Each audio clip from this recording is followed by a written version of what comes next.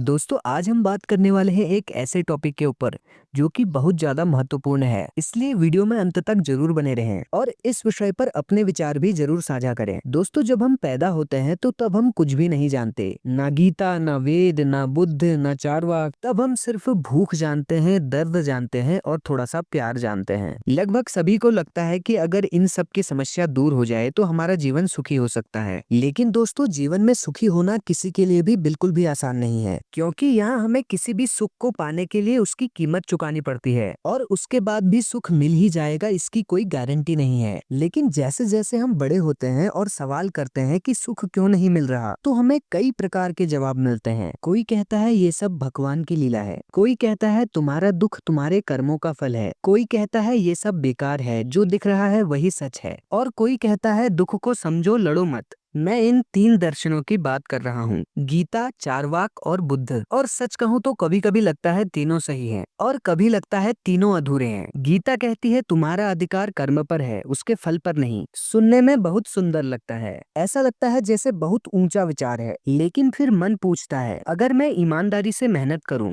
लेकिन फिर भी भूखा रह जाऊं तो दुख होना गलत कैसे हो गया? अगर मैं मदद करूं और बदले में कुछ ना मिले तो मन टूटना पाप कैसे हो गया? गीता कहती है वासना बंधन है, पर काम इच्छा बिना पूछे ही क्यों आ जाती है? क्या जो बिना पूछे आए उसके लिए भी मनुष्य को दोषी ठहराना सही है? और फिर गीता में श्री कृष्ण कहते हैं सब कुछ मैं ही हूँ।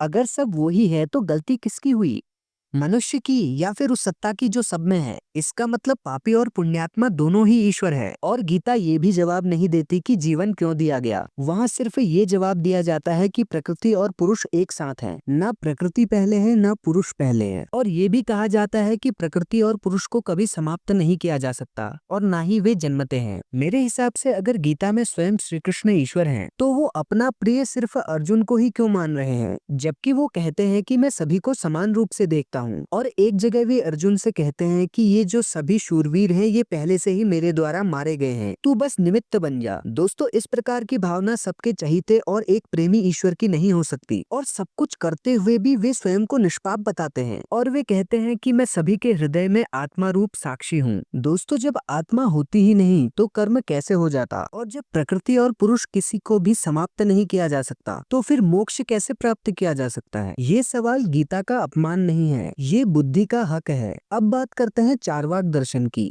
वो कहता है जो दिख रहा है वही सच है, जो छुआ जा सके वही असली है। ना नर्क का डर, ना स्वर्ग का लालच, ना ही पुनर्जन्म का बोझ। चारवाक कहता है जब तक जियो समझ के जियो और सुख से जियो। पर यहाँ भी मन पूछता है अगर सिर्फ आज ही सब कुछ है तो फिर किसी भी काम को करते ही उसका फल क्यों नहीं मिल जाता? और एक बात और, अगर सिर्फ भोग ही जीवन है तो फिर किसी को दुख देकर भोग को भोगने से अंदर से चुभन क्यों होती है? क्यों ऐसा लगता है कि मुझे ऐसा नहीं करना चाहिए था? चारवाक सच तो बोलता है, लेकिन क्या वो पूरा सच बोलता है? और अब बात करते हैं बुद्ध के दर्शन की। बुद्ध का दर्शन ना डराता है, ना लालच देता है और ना ही डांटता है। वो बस कहता है दुख है, दुख का कारण चिपकना है, चिपकना फल से, चिपकना लोगों से, अपनी पहचान से, अपनी इच्छा से। ये सब कुछ गीता से मिलता जुलता है, पर बुद्ध का दर्शन जीवन का कारण नहीं बताता और ईश्वर पर बहस भी नहीं करता। वो कहता है पहले जो जल रहा है उसे बुझाओ, आग लगाने वाले को बाद में ढूंढेंगे। ये बात मन को शांत करती है। पर फिर एक और सवाल उठता है, क्या सब कुछ देखने से ठीक हो जाता है? ये दर्शन कहता है कि हर किसी चीज को देखो, जब आप उसे सिर्फ देखेंगे दुख और सुख आता जाता है तो आप उससे चिपकना स्वयं ही छोड़ देंगे। दोस्तों गीता डिसिप्लिन सिखाती है और चारवाक फ्रीडम सिखाता है, वहीं बुद्ध अवेयरनेस सिखाता है। गीता कहती है उठो, कर्तव्य करो, चाहे कितनी भी विषम परिस्थिति हो, क्योंकि कर्म करना तुम्हारा धर्म है। चारवाक कहता है जिंदगी को दबाओ मत, उसका पूर्ण आनंद लो। बुद्ध कहता है अपने मन को समझो। लेकिन मनुष्य हर जगह से फंसा हुआ है। कभी लगता है अगर हम गीता को फॉलो करें तो हम अपने दुख को ही गलत बता देंगे, कभी लगता है अगर हम चारवाक को फॉलो करें